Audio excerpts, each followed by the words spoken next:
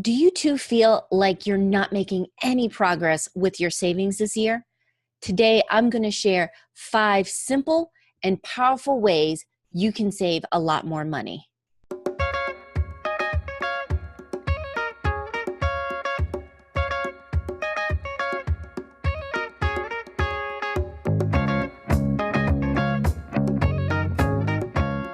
Welcome to another edition of Marriage and Money Tips. I'm Elle Martinez, creator and host of Couple Money, where we're focused on helping spouses get on the same page, dump their debt faster, and get on the path to financial freedom. Saving more money. It's one of those big goals that a lot of people have, but it seems like we keep getting stuck. Maybe we're saving a little bit at a time, but we're not making the progress we want, or we do save some money and immediately, boom, it's spent. How do we get out of that cycle? How do we actually make real progress? I want to share 5 ways you can do this. With these 5 steps, you can manage and master saving more without giving up a lot of time. In fact, I've assumed that you only have once a week that you can do this. And with each of these steps, you only need 15, 20 minutes tops, if that, to get things done. Curious about what they are? Let's get started. The first step is create a visual reminder of what you're saving up for. I hate to break it to you, but simply relying on willpower will pretty much guarantee you're going to fail. Yes, you do have to have discipline with saving, but you can make it a lot easier on yourselves if you create things to motivate you and push you through. So visual reminders are a fantastic way to do that. So if you're saving up for an emergency, create a picture. What would your day look like? Not stressing over if something popped up as an emergency because you have that already saved. If you're saving for a trip, take a picture of the destination you guys are going to.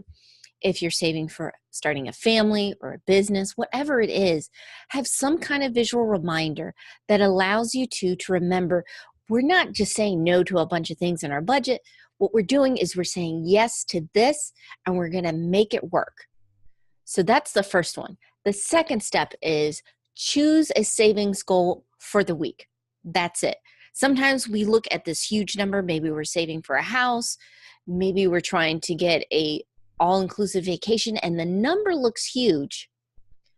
But if you break it down into smaller bits, it's much more manageable and you'll be more motivated to follow through. So break it into a weekly goal. How much money are you going to save this week?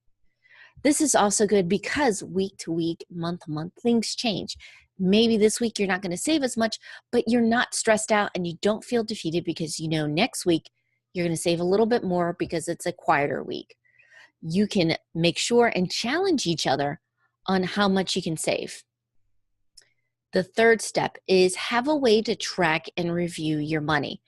Now, you might think, oh goodness, I cannot keep track of all the bills coming out, any savings we have, debt we have to pay off. That's too much. There are apps and options out there now that make it so simple to check on your finances in about 5 minutes, as much time as it takes to log in. So 3 options that you want to look into: Personal Capital, Tiller, and Mint. These are fantastic options that allow you to look at your money, that you could see how much you're spending, where is it going, without having to track every penny yourself. Fourth step is learn more about money. Educate yourself. You can watch videos like this channel. You can also listen to podcasts or read a book, read a blog. Again, it doesn't have to be hours and hours of work. 15 minutes once a week can help you take it step by step and get tips and ideas to save more money. And then finally, the last step is important because I think sometimes we get all excited about the money we save and yet it's not in the account. And that step is automate and schedule your savings. So what do I mean by that? If you guys decided this week we're going to save this much money, go ahead and schedule that money to be put into your savings account. That will keep you on track. The second thing is, say you said this week we're going to save money, we're going to call our cable company, we're going to call our cell phone company, and we're going to see if we can get a better rate. And you guys nailed it, and you saved $50 for each of them a month. That's an extra $100 a month. Or is it? It won't be if you just leave it in your checking account. So as soon as you hang up that phone, if you save that money, start automating it for starting the next month. That from now on, that's how much money you're going to save. So there you have it. As you can see, they're not complicated, but they're very powerful. There are steps you can take today, you can do once a week, that can make all the difference with your savings goals. And if you guys want to kick things up a notch with savings, please sign up for my free 5 days to 5K course. It's a week-long series that's designed to take you step by step on ways you can find, save, and make more money for whatever goal you guys are working towards together. And if you like this video, please share it with a friend. Get them on the habit of working together as a team with their money. And if you don't want to miss another episode of Marriage and Money Tips, please hit that subscribe button. We come out every week on Mondays. I hope you have a great day. Take care.